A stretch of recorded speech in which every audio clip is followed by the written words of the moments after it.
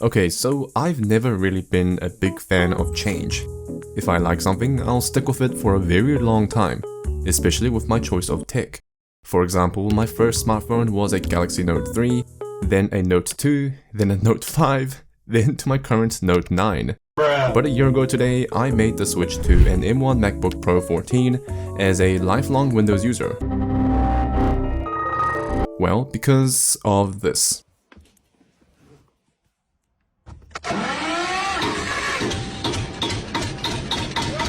Look, I was pretty set to hate every aspect of this Mac, like I had been for the last 20 years, but it's actually been an eye-opening experience, and I think it's kind of changed my life. Of course, I did still have a few problems, but unless Apple really screws up from here, I don't think I'll be returning to Windows anytime soon. Oh mate, but did you try the Asus G14, the ZBook Pro, or the Lenovo Legion, or the XPS 15? My last laptop was a Razer Blade 15, so I guess you could say that I experienced the best that Windows had to offer?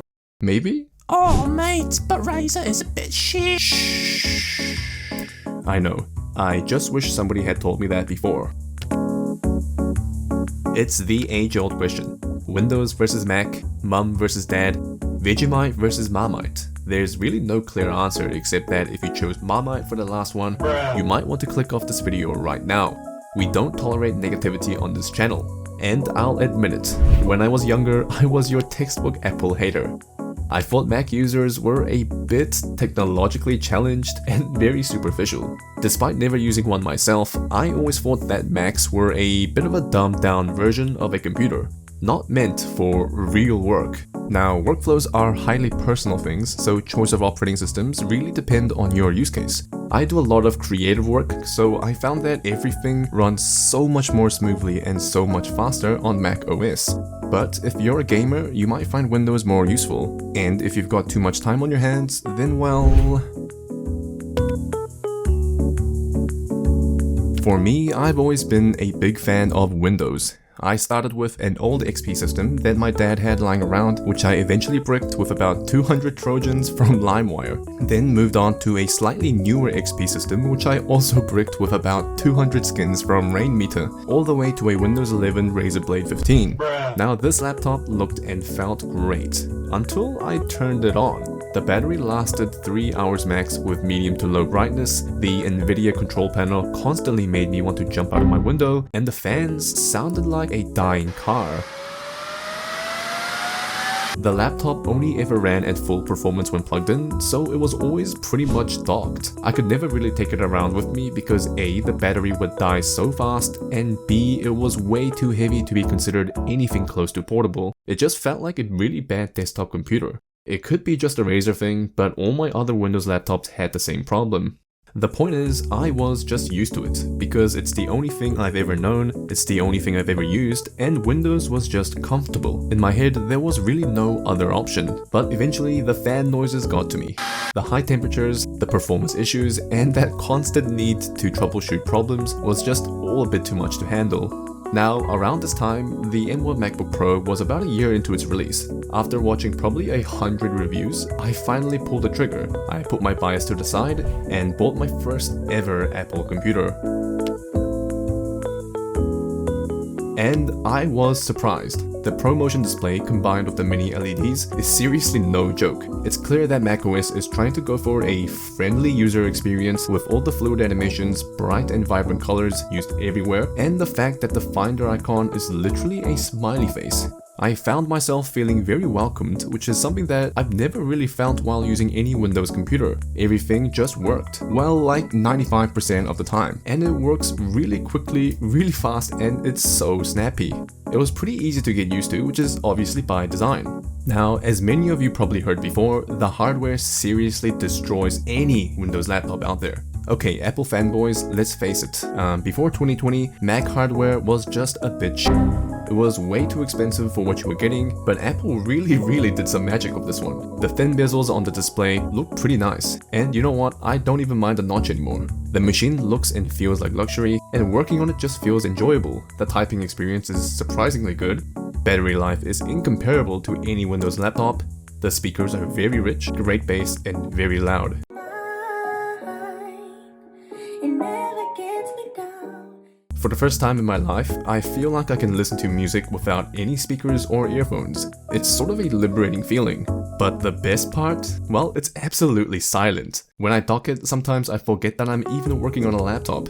And at this point, I don't think I'll ever need a desktop computer anymore. Also, apparently it integrates pretty well with other Apple devices, but as someone that's not really in the Apple ecosystem, I can't really speak much on this. But what I can say is that macOS sort of feels like I'm using a big phone with a keyboard, but not in a bad way, if that makes sense. I can imagine that the experience will be very consistent across the iPad and the iPhone. It's been quite an eye-opening experience, and it's made me realize how close-minded and how unreasonable I'd actually been. I get it. But as good as Mac is, there are still some things that I struggled with or didn't really like that I really miss from Windows. Apple's interaction design philosophy is to mimic the physical world and leverage experiences people already have on a day-to-day basis. For example, using toggle buttons which mimic a real-life switch, and sometimes this can be applied in some confusing ways. Windows management is whack. By default, you can't snap windows in place. Well, sort of. You can snap windows by doing some insane option key magic thing, which I only found out about yesterday. But if you want that nice drag to snap, you're gonna need some third-party software, which by the way, because of Apple's tight controls, is always going to cost you. Without it, I find that it slows down my workflow by a ton.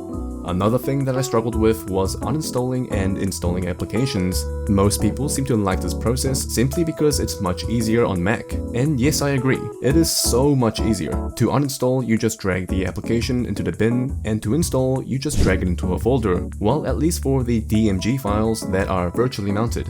But personally, I'm not a huge fan. It just feels so wrong. Like, did I really just install something? Or did I move a PNG file into a folder? Like on Windows, I wish I could see the progress and be taken through the steps to know exactly what's happening to my files, folders, and where. Even traditional PKG files that install directly onto the hard drive doesn't really provide that much more information. Also, when you click to close, the application doesn't actually quit, but leaves a little dot as if to mock your entire existence. And in order to quit the entire application, you have to right-click and click quit or use shortcuts. It's insane. Aw, mate, RAM usage works differently on Mac, alright? Please stop coping. And by the way, I still can't seem to find the point of this green button. I don't think I've ever used it except accidentally pressing it and panicking to try get back to where I was before. And let's talk about the dock. It's very pretty, but it's not as functional as the one on Windows. The dots below the app icons indicate that the app is still running. But if you click on this app, it opens every window of that app instead of giving you an option to choose which to open. Oh, but that's just by design, mate. But why though? And application previews aren't as nice as it is on Windows. And don't get me started on scrolling. Scrolling on the trackpad is great, but as soon as I use an external mouse, the scrolling is backwards. But once I change the settings to fix this, then my trackpad scrolling is backwards.